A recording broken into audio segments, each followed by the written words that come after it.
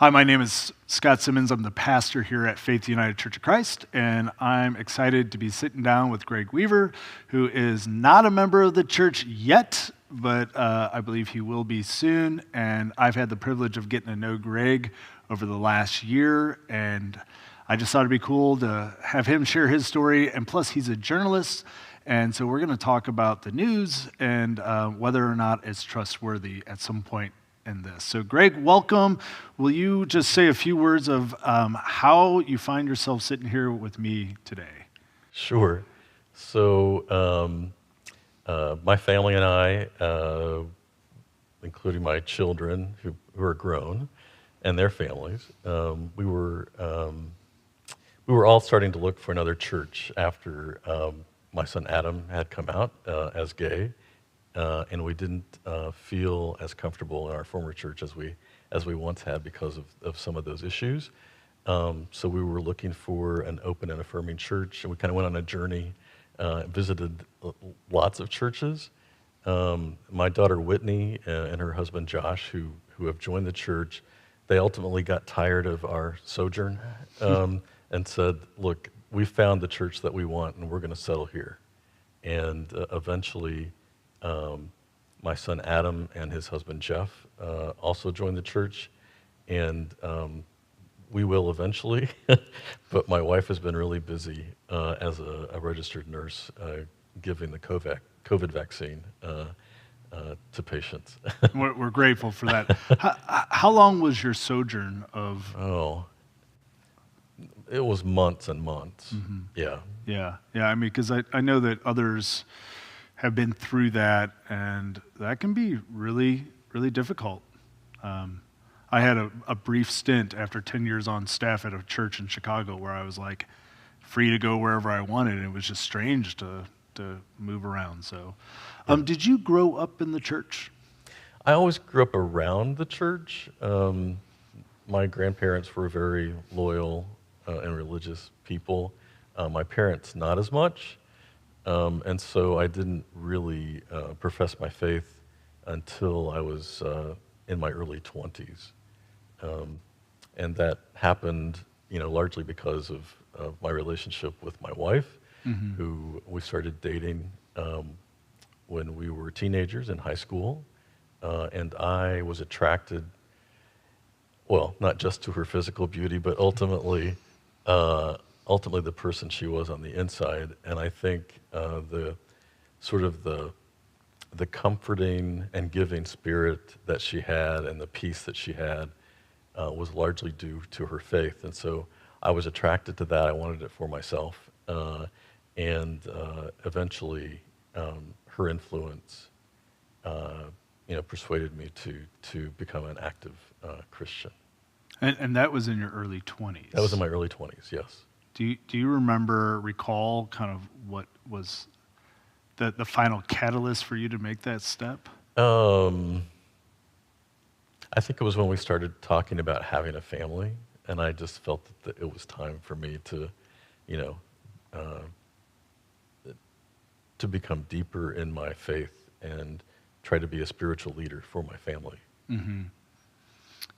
So earlier when we were kind of talking in preparation for this, you shared some things about growing up and then the experience of, I guess, the truth or at least the claims of truthfulness in Christianity that was appealing because of some of the things that you grew up with. Would you be willing to share about that here? Yeah, sure. So, I mean, one of the passages in the Bible that's meaningful to me is John, I believe it's 8:32. Which is, you will know the truth, and the truth will set you free. Mm-hmm. And I really relate to that, and have always sort of had this yearning for the truth because I think of, my somewhat tumultuous childhood. So my father was an alcoholic, and he, also was like a gambling addict. And did a lot of carousing during the time of his marriage. And so covering up for him, which is what my family did a lot, kind of gave me this yearning to be truthful in as many matters as I can. And so, you know, my father was a school bus driver, and I can't count how many times we had to call the school and people on the route to tell them that he was going to be late. And we would make up all kinds of excuses. There was a mechanical problem with the bus. He was not feeling well, but it was really because he was hungover. Yeah. And Yeah. you couldn't rouse him from bed, and you couldn't get him to get out and drive the bus. And so, you know, those were the kinds of things we would cover up for him, those kinds of deceptions. And really, all it did in the end was it didn't provide any catalyst for him to change his behavior.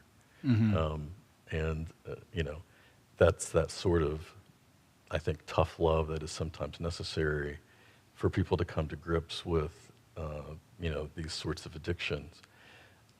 I mean, I realize that it's a sickness and they can't always overcome it, but there needs to be some, you know, coming to grips with that issue. Yeah, yeah, and unless it's confronted for what it really is, which is destructive in many ways to him and to the family, there's going to be no attempt to change. Right. Right. Yeah. And yeah, I, you know, just preached a sermon series on the topic of shame and vulnerability and blame and all these kind of issues that we all wrestle with. And just hearing you talk about, you know, dad can't make it to his route on time again, and the kind of anxiety and shame and all that must have just been part of the family experience. And you had to hide it, but there's probably also a sense that while you were hiding it, people kind of knew, right? People knew something was up. Yeah, yeah, right. I mean, we can always kind of see it. I used the metaphor in my first sermon of like my son Jack getting potty trained, and it's a little gross, but you know, it's like he's always trying to hide what's going on, but I can smell it. I can see it on his face, and I think that we all think we're hiding what's going on, and there's this invitation from God through Christ to just be truthful, and it sets us free in a certain way, right? It takes the edge off of a lot of that. Right. So you're in your 20s. You found this woman who helped you find God, I think, as you said it earlier, which is awesome. Yes. So way to go, Kathy. And then you're starting a family and you start this life of faith. Do you remember kind of early experiences being in the church in your early 20s, what that was like? It was just me kind of learning this newer way, and trying to set an example for my family, for my children, and then Kathy and I we were both involved in show choir in high school, and so we got very involved in church choir. Wait, you doing sing? those kinds of things? Yeah. Jason? Moving along, yeah. So you got involved in the choir together as a couple? Yes. And that church must have loved you guys, and you're just kind of learning. Were you, in your professional life, already a journalist by that point? I was. You graduated with I graduated from journalism school. Where'd you go to school? I went to Ball State. Ball State, okay. Yeah, and then I went through, I've been in a number of journalism jobs. I started actually, my first job out of college was at my hometown newspaper in Shelbyville, which is a small daily. And then I worked at the Evansville Courier and Press down in the southwestern part of the state. And then for 26 years, I was primarily the government or business editor at the Indianapolis Star. Oh, wow. Yeah. So kind of just sticking with your faith life, so you have a good church experience in your 20s, would you say? Or yeah, I had a really positive church experience in my 20s, and Kathy and I joined a church, an American Baptist church in Evansville, and we had a really good experience there. Yeah, what was maybe one of the best memories you have just of your church life, either there or somewhere else? What? Well, later we would, Kathy and I would move back to central Indiana, where we're from, Shelby County, and returned to her childhood church, Lewis Creek Baptist Church. And we were, again, very involved in the choir there. And then eventually, as Whitney would grow, Whitney and I formed a faith band with some other people in the congregation and launched a newer style of service, a contemporary service at that church. Oh, wow. So we were really involved. I was actually, at that time, I would be we have a traditional service in the morning, and I would be in the traditional church choir, and then we would stay for Sunday school, and then we would have another service that was the contemporary service. And so I would be in church like all day practically. That's what I was just thinking, like, wow, that's commitment. That's great, though. So that was a really fruitful time. It was, yeah. And I really got close with the pastor at that time. I felt like I really grew in my faith. I was on the church board and all of those sorts of things. Yeah, yeah. Was that the church you ultimately left from? No, so we left that church and went to another American Baptist church in Shelbyville, where Whitney and I were still involved in the praise band, and then ultimately that's the church we left. Yeah, so, yeah. During this time, you're also growing as a professional in your journalism, and you're covering government. Mostly government, politics, and some business. Yeah. I'm just like, sometimes I read about what's going on in the government, and it makes me upset, or I struggle to have hope, or so on and so forth. And I'm curious about how, like, because you're following it really closely, and how your faith life interacted with your work as a professional, and did it ever conflict? Was it helpful? I don't think it ever really conflicted. I think again, there's this like a need to provide as truthful a report as you can, and to hold people accountable to the truth. And so I think those things are very rooted in the Christian faith. And so that's really been my approach to journalism. I think many journalists have that same approach. I mean, a lot of people like to think of the media as this godless entity, and there are plenty of people of faith within the profession. So, I mean, let's get right to it then. I mean, in our current climate, there's been an attack on the integrity of the media.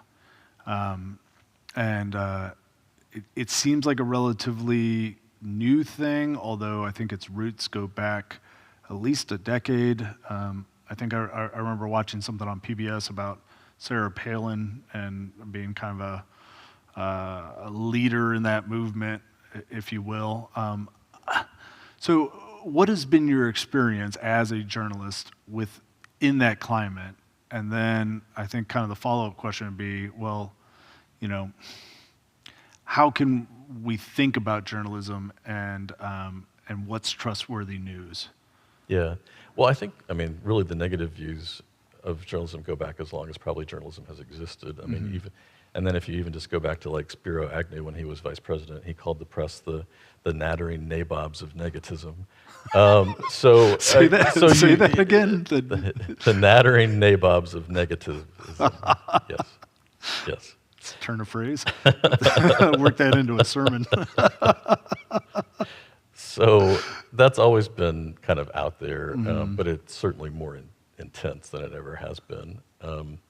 So I think part of the problem with people's perceptions of news and news reporting is that the media in general has clouded or confused what is like straight news reporting and what is commentary. So that when you are watching CNN or Fox News, mostly what you're getting is commentary, opinion. You're not getting the news straight. And so that, I think people confuse those two things, commentary or opinion and straight news reporting. And because of that, they think that it is highly biased one way or another. Whereas if you watch something like the PBS Newshour, you're going to get it really straight. Yeah. So it really depends on what source you want to watch. And I think people tend to watch the source that, most reflects their opinions. So PBS NewsHour, little less entertaining to watch. Yes. Well, that's Right. that's the problem. People want to, people want to be entertained. Yeah. And so they will gravitate towards things that, where there's more conflict, more drama, than might really be there. So a way to judge whether or not what you're watching is truthful is if it's more boring, it's probably more to the facts. Well, not necessarily, but it certainly has. I think something like the PBS NewsHour will show things in a straighter format. But I think they also will provide more layers to show the complexity of an issue. Yeah. And instead of what just feels like sensationalism or blaming or attacking character. That's what I had a conversation with a friend, and I said, well, one of the things that immediately will turn me off from any news person is if they go into attacking the character of the person and they're talking about that person's motivations and all these things rather than just talking about what they said and what happened. And it's a clear sign to me that we've gone into that commentary and we've gone into something else that feels designed not to inform but to persuade. When in your career, did you ever report on something and get it wrong? Get it wrong? Everybody makes mistakes. So yeah, you would. There are things that you would make an error, and then you would have to write a correction. That's the other. Yeah. So how does that work? The other true sign of a legitimate news organization is that they will correct their mistakes and own up to them. And how does that work exactly? So if I get a fact wrong and someone calls and says, you got this wrong, and we can verify that we got it wrong, we will write a correction that appears in the newspaper the next day. And then, of course, these days, also the correction would appear at the top of any news story that is on the website of that news organization. What's a major news organization that you think does this well? Well, most any legitimate newspaper will do this. Okay. I've seen CNN and Fox News. I've seen them all do this on their straight news stories. Yeah. You don't see it with the people doing commentary so much. No. Right. Well, because it's their opinion, and they can say whatever they want, and it doesn't make it wrong. It doesn't make it right either, but it yeah. Do you think that we will move past this era of fake news? Well, so I think there are one of two directions things could go. We could go back to, the 1800s when media was purely and strictly partisan. You would have a Republican newspaper and you would have a Democrat newspaper in the same community. So you almost have that now with CNN and Fox News, right? So we're either going to end up going in that direction, or the pendulum is going to swing back the other way, and we're going to be able to go back to the days where you can, you can trust a news source. I think that's really the key, is finding a source that you trust. Who do you trust? Well, I like PBS NewsHour. I don't know if you've ever seen the kind of this spectrum that's been laid out by the Poynter Institute that shows where news organizations stand in terms of their their political leanings. It's like a It's arch an art. graft. Yeah, Yeah. I think I've seen that. Yeah. So if you look that up online on pointer.org, poynter.org, Okay. you can find that, and it's pretty accurate reflection of where news organizations stand. So, for instance, I think the Associated Press is very like down the middle. PBS Newshour is very down the middle. And then when you start to go out just a little bit further, so on the right, you would have just a little bit to the right, the Wall Street Journal, and a little bit to the left, you would have the New York Times. Yeah. And then you can keep going out from there. Yeah. Yeah, I think that's really helpful because it's kind of hard to know.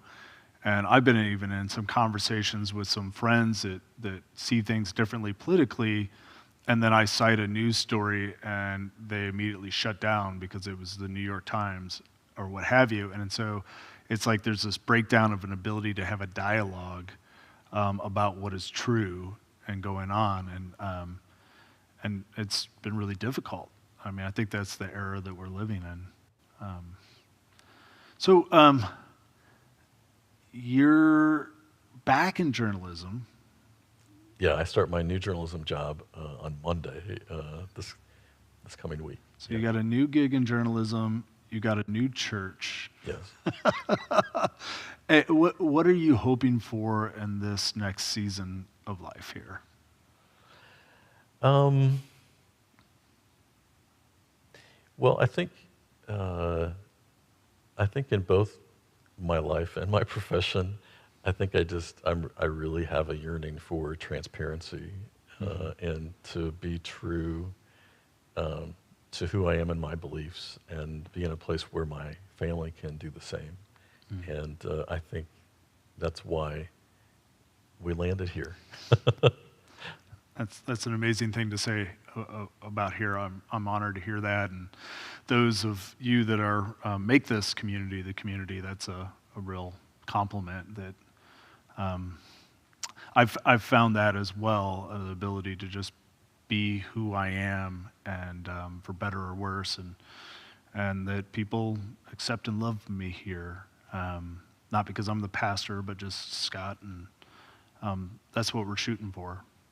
Final thought, if from your faith life, this is kind of a big question to land on, but from your walk with Christ, if you could share just one piece of wisdom for somebody that's new in their faith, they're struggling in their faith, what would you share just from your personal experience? Well, I think, I guess the most moving spiritual experience that I've had in my life, and it's something that just gave me great comfort and peace, and I think that's what we all strive for. But it's taking whatever burdens you're bearing and giving them to God and letting Him take care of them. And I think that's the biggest lesson I've learned in my faith. And one example is, and I think I've shared this with you before, but my daughter Whitney, who's now in her 30s, when she was born, she had a really prominent red birthmark that ran down her forehead, on her nose, on her lips, across her eyebrows. It was it was deep, deep red. And the doctor was very concerned about it and told us that he thought that she was going to end up having this syndrome that would affect her mental capacity, that this was a sign of that. Yeah. And, it was very upsetting to Kathy and I. And I didn't want to try to pray it away because I thought that was asking too much. So I asked for the strength to deal with whatever was coming. And when I did that, I just got this overwhelming kind of wave of warmth and comfort. And I think that's what you get when you give your burdens to God. Yeah.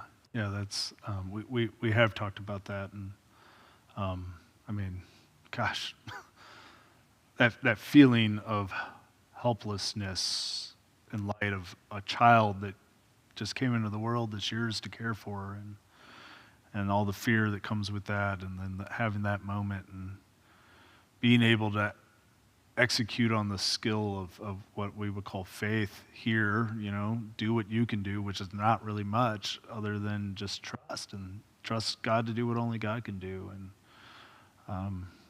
And it makes a difference. And it can make a difference, I think, in all of our lives. So gratefully, Whitney turned out more than okay. Yeah. Yeah. I like to say she was valedictorian of her high school class, so she obviously didn't have any troubles. That's great.